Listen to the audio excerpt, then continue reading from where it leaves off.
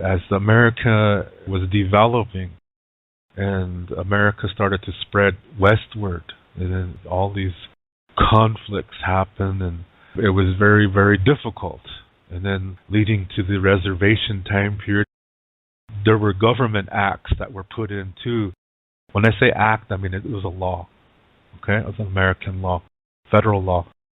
There was one that cut up the reservation into small pieces, and every family was given a piece. It was probably about 160 acres or something like that.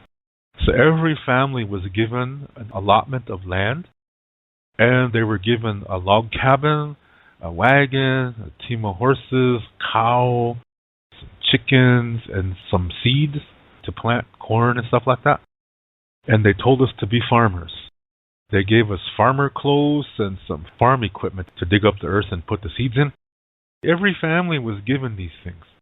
That we got these rations from the government. And these rations were really unhealthy food. Got diseases from those. Well, in a lot of the reservations, the land was not fit to be farmed. It was never meant to be farmland. So a lot of Indians, they had no choice. Their families were starving, and some Indians sold their land. And the only people who had land in those days was white people. Or white people who married Indian women, and through their women, they made loans and bought the land. Even though it was the native woman's land, it was a white guy behind it that was acquiring all this land and making a lot of money without having to pay any taxes because his wife is an Indian. Because Indians had this trust fee, tax-free kind of thing back then. This happened a lot in those days. There's ranchers, too, that married Indian women, and through the Indian women, they leased land to run their cattle on, horses and stuff like that. And then some of the Indians who were living in these log cabins, since they couldn't farm on their land, they would lease the land to this white rancher. Actually, it's through his wife, because she's Indian. And then he might work for that guy, too, at the same time. So they still stayed out in their log cabins, is what I'm saying. So people were spread out apart from each other. These log cabins are far apart. 160 acres here. So all these log cabins are spread out. And so they have to work. They have to haul water. They have to cut wood. All day long they're doing things. They didn't really see each other. I mean, the different families. They didn't really see each other. One reason why they looked forward to going to church is because they could see their relatives. And then the priests, they used certain concepts from our culture and they disguised it in Christian mentality. For example, the warrior societies and the women's societies that existed a long time ago. The churches used that same kind of thinking and applied it to Christianity. So you had these men's groups and women's groups, and they got together and met after church, and they did certain things and planned for certain religious events and so forth. So what they did was they took a traditional concept and transformed it into a Christian thing to keep the Indians coming to church. This is how they had the Indians look forward to coming to church. So that's how it was. So they came to church also to see one another because they didn't see each other the whole week. Because some of these guys lived kind of far apart from each other. So that's how they broke down the Teoshpaye. That's how the government broke down the extended family system. And the churches then come in and use their mentality by just taking ideas from traditional society and incorporating it into a Christian way. And that's how, again, this is how a lot of Indians started to accept Christianity. That's tricky, yeah, that's really sneaky. The government and the church is working together like this. That's how they broke us down. So now here it is 100 years later, and it worked. It totally worked. We defeated ourselves. Now we're against each other. Now we try to pull each other down. So it worked. Every time we say things like, well, hey, I'm right and you're wrong, and if you don't agree with me, then you're wrong. And I will prove you're wrong. I'm the solution. And if you're not part of the solution, then you're part of the problem. See, these are all unhealthy, dualistic things to say. It's always putting things into two categories. And that's totally, totally not the same way as our ancestors. In our ancestors' way, there's at least three perspectives to every situation. There's at least three. But in duality, they only present it as two. That's how come it's a problem. So on the reservations, early 1900s, people are starting to go to church now. They're dressing like everybody else, American society. We're all living in log cabins. We're all eating foods that our bodies are not used to. And now we're starting to believe things that are incomplete. And we're believing a different way. So everybody is going through this at the time. And medicine men were taken away. They were put in mental institutions. They did this so that Indians wouldn't go to them for help. This is sad. This is really sad. So, once a week, Indians are looking forward to go to church because they see their relatives they didn't see all week long. They're starting to believe what the priests are saying. They're starting to learn how to read, and they're reading the Bible. And now they're saying that, okay, we're going to live God's law. And they apply this to the everyday life, and parenting becomes super strict. Parents are whipping their kids when they go out of line. I mean, literally whipping them. That never was the case. We had a different parenting style before Western civilization came to us. And we're starting to follow the Christian concepts. There's a verse in the Bible that says something about blessed is he who has the most arrows in his quiver, for he is truly blessed unto God, or for he truly has earned a place in God's kingdom, or something like that. And what this verse means is that the more kids you have, the better your chances are of getting into heaven. So at this time, Lakota families really expanded. Yeah. Before that, the traditional way is that at most you should only have 3 kids. And that each child should be spaced at least 2 years apart from the other. That was the traditional way. And now women are having children every 9 months, and you see families from the 1930s. They got about 8, 10 kids, and maybe even more, because they're all following the Catholic way or whatever religion is on that reservation. And then when these people grow up, there's problems. This is just how it is. There's reasons why we were only supposed to have 3 kids. In the ancient way, the reason why was for the benefit of the mother, so the mother could be an effective mother, and the husband could be an effective father to 3 children. But when it gets really more than that, it gets more difficult. Once people were having 10, 12 kids. So it's no wonder that they used very strict parenting back then. Everything was changing in our lifestyle. Parenting styles were changing. The Tioshpae concept broke down. Let me explain to you what a Tioshpae is first, before I continue. A Tioshpae is like this. My mother and her sisters are all my mothers.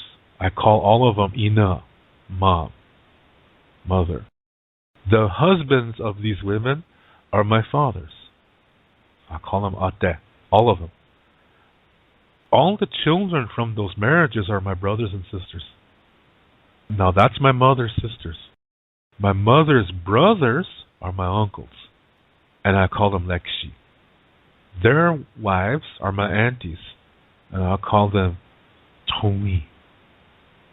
And the children from those marriages are my cousins.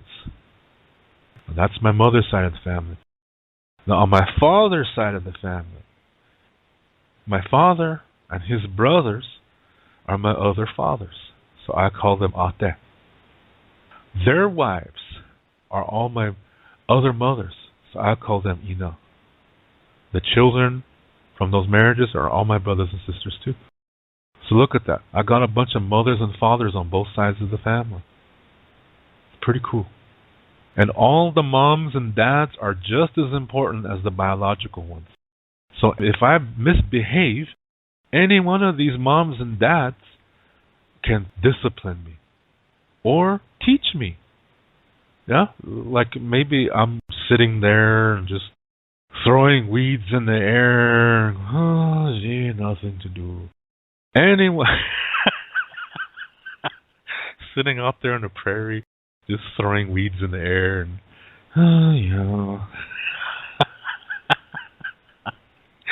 Any one of my fathers can come to me and say, hey, Dave, let's go fishing. Any one of them can do that and take me and teach me how to do something. Or let's go hunting. Any one of them could teach me that. Or I could say, hey, let's make something to help mom do whatever, yeah? He's going to be teaching me something. Any one of my fathers can do that. So that's really a wonderful thing. In our ancient Tioshbae, the community raises the children. See how that works? Pretty cool. My father's sisters, those are my aunties, my other aunties, and all their husbands are my uncles, and those children from those marriages are my other cousins. This is a Tioshbae system. So when the reservation started, and remember I said every family was given a piece of land and a log cabin and stuff like that. When that happened, that started the breakdown of this Tioshbae. So now it's to the point where today, so my mother had two sisters. Technically, I should be calling all three women ina. But the other two women did not want me calling them ina. They said, you're not my son. You're my nephew. You're my sister's son. So that means you're my nephew. So you don't call me ina. You call me Tumi. I'm your auntie. Even though in the Lakota way, they're my mothers. They didn't want me to call them that. See how effective the brainwashing was. It's crazy. So I had to grow up calling these ladies aunties, and really they're not. My aunties would be my uncle's wives. So my mother's sisters that were telling me that I was supposed to call them auntie, that's incorrect. But this is how they grew up. So it shows you the brainwashing was very effective. The government and the churches, their plan worked. It destroyed our Tioshbae. The early 1900s, we have a situation where there were certain stories in our world. One had to do with the winter solstice, where the souls gather at the north. Those that want to. The spirits can stay here as long as they want. There's incorrect beliefs that say that when you cry too much for somebody who just died, that it traps them on the earth. That's false. That's totally false. You have no control over somebody else's soul. You never did, and you never will. Nobody does. That would violate natural law. But some souls choose to stay for a time. And when they're ready to continue the next phase of their soul journey, they all gather at the north. In Lakota star knowledge, it says they go north to a place where there's a lot of pine trees. And there they wait for a woman. She's going to come from the stars. Whoever wants to go that year, they're going to be there, and then she comes and gathers them, and they go up to a certain star constellation. And then there's a whole thing that happens from there. I'm not going to go into that part. That's getting into a longer story concerning the journey of the soul. I'm just going to focus on this one part. But this happened on winter solstice. Back then, what people would do is they would put out some food for the relatives who died in the past, that maybe they're going to go now. They do that in the nighttime. And so the soul is not going to eat the food. What the soul is going to do is take the spiritual essence from the food. This is tu. Tu, everybody has that. Your tu connects to your soul. For example, it's in your shirt, it's in your clothes. So if you travel to China and you forget your t-shirt over there, your toe is still there. So even though it's 10,000 miles away, it's still connected to you. So if something happens to it, if an unhealthy energy touches your shirt, it's going to get to you, and you could get sick from that. That's why we're told and taught not to leave our clothes and our toys and our belongings just anywhere. We're supposed to take care of our things because of this tone concept. So that gives you an idea of what tone is. It's also in things we make, our clothes, it's in food. When you make a bowl or anything that you make with your hands, because it flows from your hands as well. And it's in your hair and it's in your blood. This is tone. This is what families did a long time ago, was they would put out a plate of food on that night or a bowl or whatever. And it's for any soul to take the spiritual essence from it before it heads north. It's a gesture. Thank you for being here, and until next time. There's no goodbye. It's going to come back again. There's no goodbye. So this is what they did on that night. That was one story. Just remember that part. The second story has to do with the old man that lives at the north. His name is Wazia. At a certain time of the year, which usually happens around the end of January and the beginning of February, and maybe even into March, sometimes this old man would go crazy because it's so cold. He would lose his mind. So he would come outside and he'd come out naked. That cold made him crazy. So he goes outside and this pack of wolves surrounds him. They're going to try to kill him. They're going to eat him. And so he sees that. But this is a very powerful man. His grandsons made the four directions. And they're grandfathers now too. West, north, east, and south in that order. Those are the four directions. His grandsons made those directions. And they're the ones that created the seasons. So anyway, that just goes to show you how Wazia is really a powerful guy. This is not God, okay? So right away I know Christians want to say, oh, that must be God. No, it's not. His name is Wazia. Another sub-story.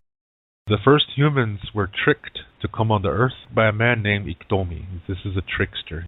He can present himself as a really nice guy and tell you how smart you are and you really have good ideas, and he's so fortunate to have found you for a friend. You know, he's that kind of guy. Then when you're not looking, he puts a knife in your back.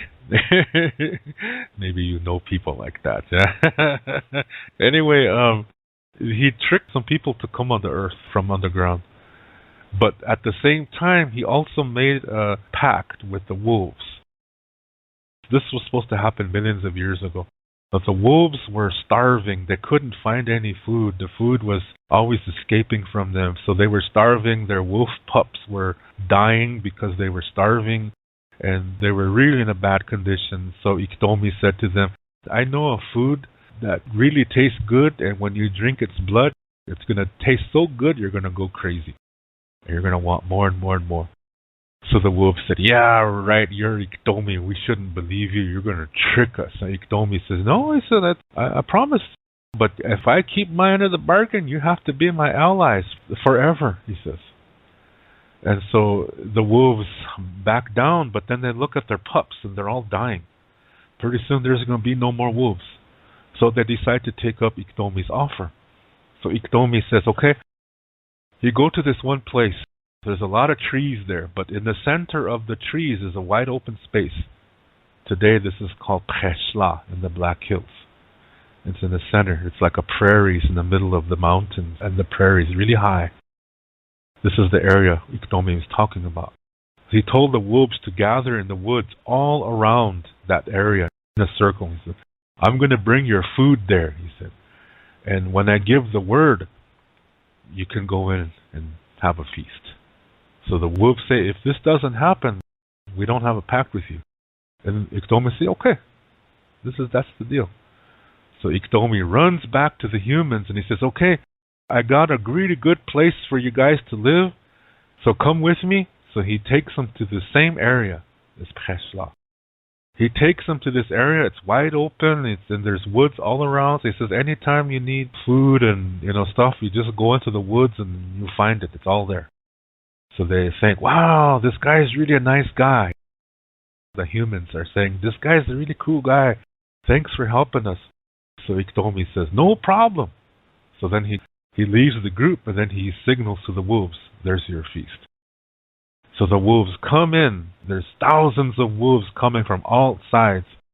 And they start to massacre the humans. They take the children and the women first. And they're murdering them. They're just ripping them to shreds and ripping them to pieces.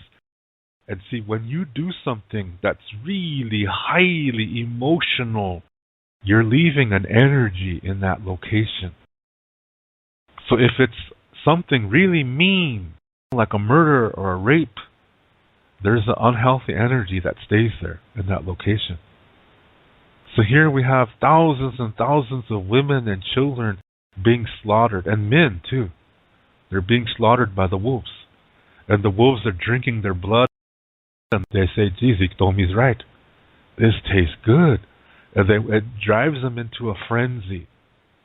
Now, when you do something, whatever it is, there's an energy that's in your communication. Communication is not just things you say, it's things that you do as well. And it becomes a part of you when you communicate. That energy goes out, but it's also inside you too. People feel it when you come around. They say, hey, that guy's a pretty cool guy. They just know it.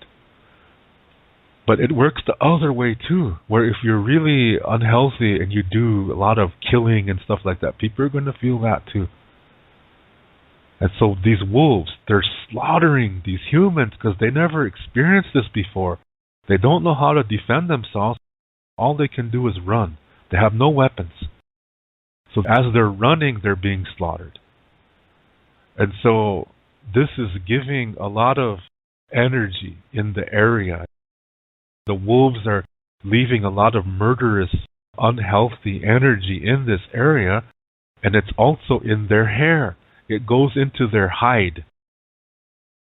So this energy in killing all these people, it's in their hides. And so when the wolves have babies, that energy is still there from that massacre, from that human massacre in Preshla.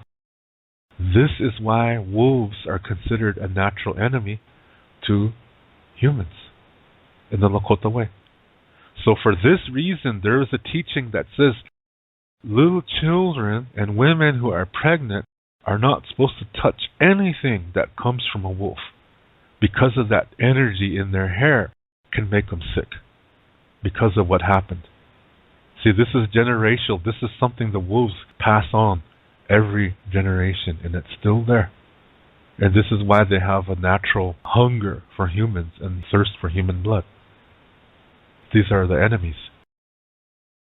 This comes from that story. So, now that you know that part, now let's go back to Wazia. As I said, Wazia goes crazy because it's so cold. He goes nuts. He's numb. His mind goes dokcha, you can say, really somehow. He goes outside and this pack of wolves surrounds him. But they don't realize this is Wazia. The wolves think this is just an old man. He's an easy kill. As the wolves circle him, they surround him, they circle him, and they start to jump at him and attack. And as each one lunges at him, he grabs it and breaks its neck and grabs its mouth and pulls it completely off. The lower jaw, just pulls it off, and he kills them all. And some of them are injured. He breaks their legs, and they're laying there. They can't run. So while they're alive, he skins the hides off of them, and they're screaming in pain, and he lets them die like that. So then he gets all these wolf furs, and he puts them on himself. He puts them for pants. He makes a pants and a jacket and a cap, completely made of wolf fur. Now he's coming south. He's coming south to kill. Remember, he's crazy. He's lost his mind. So he's coming south. As he gets to a certain point, the winds from his grandson, who lives in the south, start to come up. The southern direction is blowing his winds to the north. As Wazia gets to a certain point, he feels this warmth, and it starts to warm his body. It starts to warm his heart. And then he wakes up from this craziness, like he's coming to. He looks at himself and is like, what the? And he rips off all these wolf furs that he made for pants and the jacket and the cap. He said, what the heck am I doing? So he takes off all this stuff and he burns it up in the fire. Then he makes a sweat lodge ceremony and he goes in there and he does it to purify himself, to get all that energy off from that wolf fur. And also what he did to the wolves, he gets rid of that energy, so he's cleansed from it. Then he comes out, and then he makes an apology to the buffalo people, and he says he's only going to take what he needs, but he's going to use every part of the buffalo. And he apologizes, and he makes skin offerings. He cuts parts of his skin, he puts it in the ground as offering. And he goes and he kills some buffalo, and he processes it. He processes the meat. He makes things out of the buffalo hides.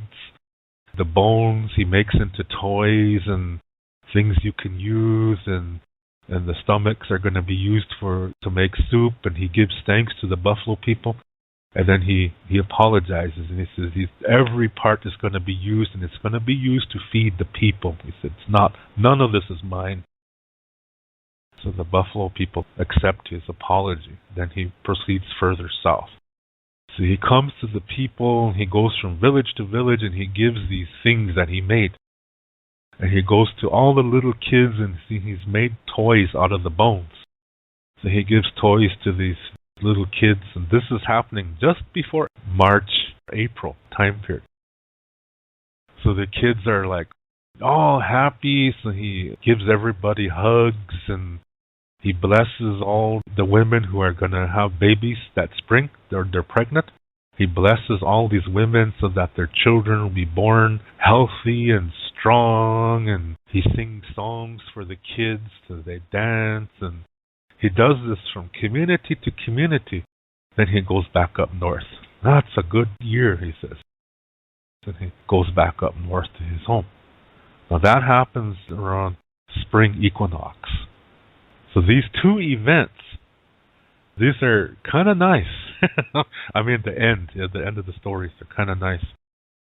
So when the Christian priests on the reservation, when they learned this stuff, they said most of our beliefs are evil, and that means they come from the devil.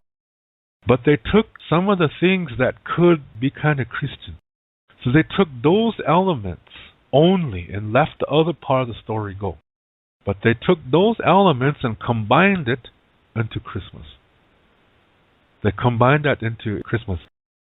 And so the early days of the reservation, all day long, December 25th, they butcher a cow or something, and the men folks stand outside and they're making soup and tanija soup from the intestines, and the women are inside, they're making things too, and the kids are outside playing in the snow and stuff like that. They go in from time to time to warm up, and then they might have a lunch, and then children play games and stuff on the inside. And when evening time comes, when it's dusk, the sun goes down, they take small plates of food to the cemetery, because usually in those days, the cemeteries were beside the churches. So they would take these plates of food and they would put it on the graves. That's supposed to be from the spirits of the people who are buried in that grave. So you see where that element comes from? That's supposed to happen on the winter solstice, but priests moved that to December 25th. And then they would go back inside. After, they might sing some church songs, and then they go back into the community building, and then they have their feast. And then somebody dresses up like Santa Claus and hands out toys, and they call this guy Wazia. They don't say Santa Claus, they said Wazia. You see, they're taking that concept from the spring equinox event, and the priests moved that to December 25th. So they took elements from these stories and combined it to happen on December 25th. But the sad reality was that most of the children didn't know the full story. They didn't know about Wazia losing his mind, yeah, and killing those wolves and coming with covered in wolf fur. And they didn't know that part, and they didn't know the part concerning the souls going to a place north where there's a lot of pine trees, and the lady from the stars is coming, and she's going to take them to their next part of their soul journey. They didn't know that part because the churches said that comes from the devil. You see what's happening here? That this is showing you that we're starting to lose valuable information from Lakota Star knowledge. But hey, this show exists and it's broadcasting throughout the whole world. and and so it's not dead. The churches didn't win. I'm sorry. I'm still here, and as long as there's going to be an internet, these recordings will always be here. So the churches didn't win. They didn't win after all. Not as long as these shows are here. Anyway, this is some really old information. Just think about it. I'm not asking you to believe it or anything like that. There's some information I wanted to share because I know there's a lot of people that don't know about these things, and that before churches came and before our great-grandparents became Christians, there was a very, very complex and very wonderful, extraordinarily beautiful belief system that we had that, to me, makes one hell of a lot more sense because it shows that there is no end. It just keeps going. It keeps going. We come back, and sometimes we travel together forever. You're not alone. Don't worry. Just don't worry. You are not alone. If you're listening to this show, I'm with you too. So don't worry. I thank you so kindly for taking time to tune in and listen to this show. I really do appreciate it, and it's the holiday season. It's time to be happy, be joyful, but also a time that's equally important is to remember those who are hurting, remember those who are suffering. They're going through a real difficult time right now. Please remember them, send good thoughts and prayers to them because the whole human family, we are all together, and what happens to one happens to others. So when we remember them and think of them and send good thoughts and prayers and energies to them, we really are helping them. And sometimes we're in that position too. And it's always nice when somebody thinks of you when you're going through that. All of those who are having a good time to remember those who are going through difficult time, going through sadness, heartbreak, anger, anything that is really hurting them or it's just difficult for them, think of them. The other way is true too, is that when something good happens to you, it's affecting others around you too, depending on what kind of people they are, but generally we celebrate with one another as well. We support one another through difficulty, and we celebrate with one another through good times. This is where our expression comes from when we say the honor of one is the honor of all. This is an old Lakota phrase, and it is true because mitakwe oyasi, we are all related. We are all from the human family, and what happens to one affects all. So this is why it's important to think of those who are going through a hard time when you're celebrating. Always keep those in mind who are hurting. Okay? In our way, everything is circular, so we do not have a word for goodbye. So we say, until next time, which in Lakota is Doksha Ake. To learn more about Lakota spirituality, I have written a book called Wichocha Otechige. This book also includes Lakota star knowledge information. All the videos that I make, which are about Lakota spirituality, Lakota star knowledge, and cultural information, are based on this book. This book costs 99 American dollars, and this price includes the shipping cost as well as a tracking number. And to learn more about Lakota language, I have written a Lakota language book called Chante Etan Owoglake, Speaking from the Heart. And all my Lakota language videos are based on this book. This book cost 119 American dollars, and this price includes the shipping cost as well as a tracking number.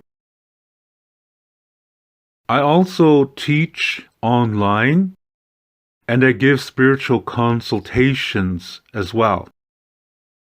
The price for these sessions are 35 American dollars an hour.